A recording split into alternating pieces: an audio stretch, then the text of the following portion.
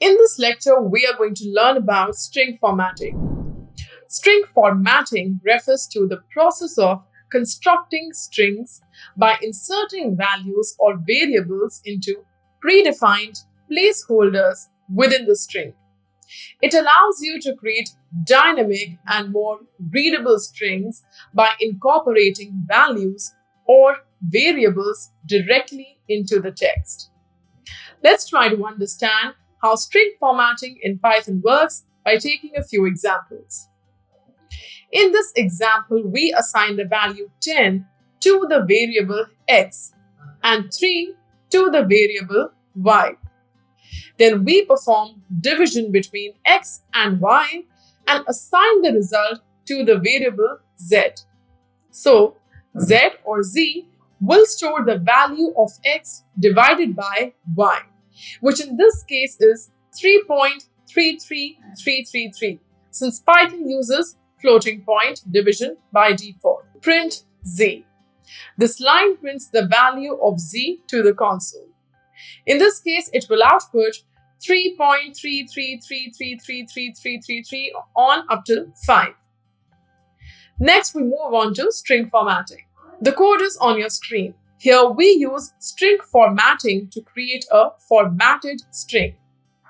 The string contains curly braces as placeholders, which will be replaced with the corresponding values.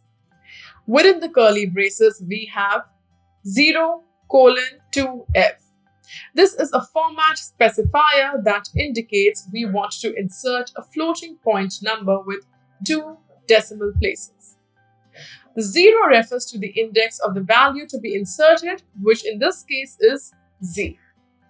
The 0.2f part specifies that we want to display the floating point number with 2 decimal places. So when we use .format z, the value of z will be inserted into the formatted string at the placeholder. In this case, it will be the output is 3.33.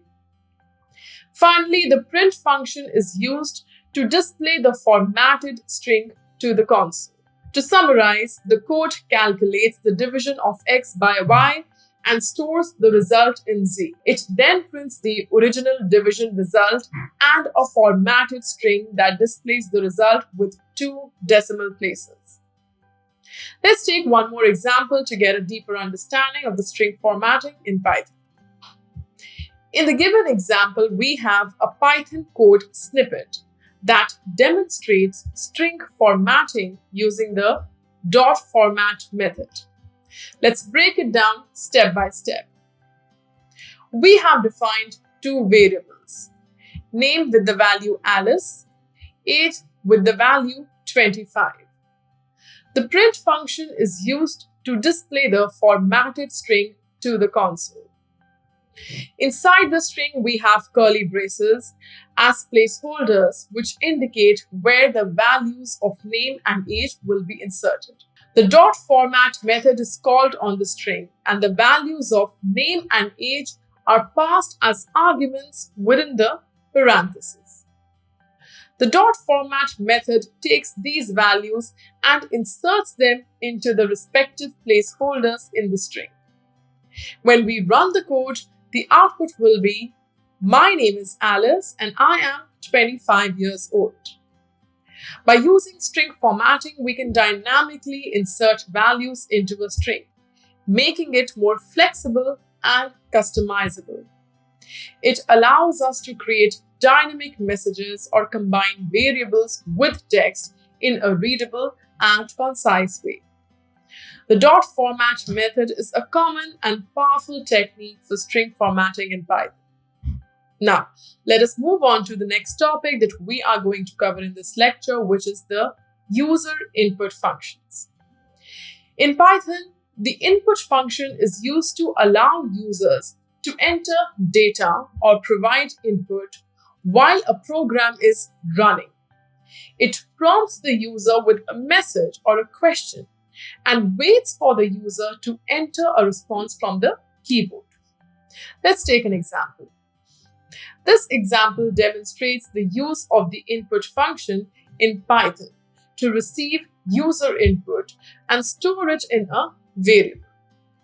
Here is an explanation of each part of the code.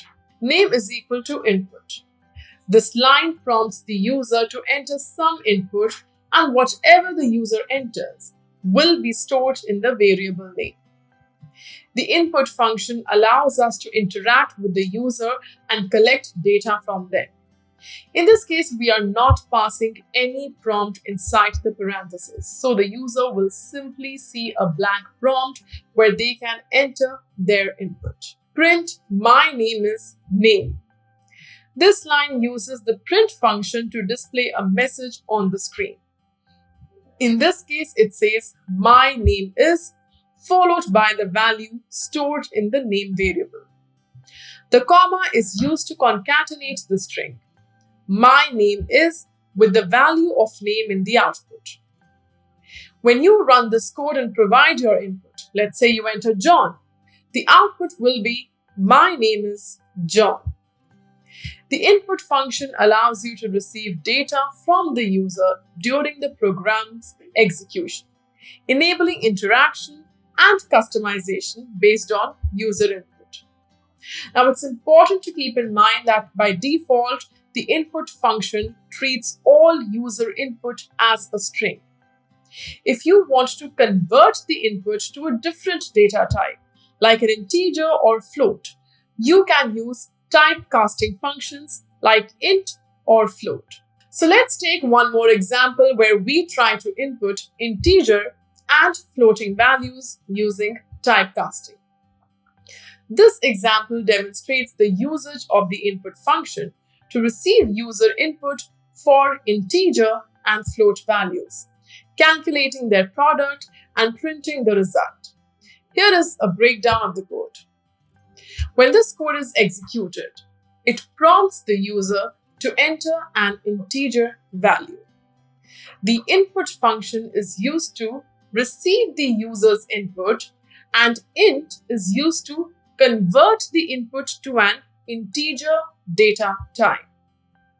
Next, it prompts the user to enter a float value.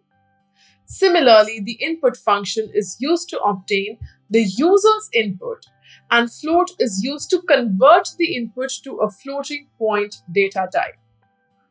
After obtaining both the values, the code calculates the product of x and y by multiplying them together and assigns the result to the variable z. Finally, the code prints the output by displaying the message, the product of x and y is, followed by the value of z. When executed, the user will be prompted to enter an integer and a float value. After providing the inputs, the code will calculate their product and display the result as the output. And with this, we have reached the end of the lesson where we learned about string formatting and user input functions in strings.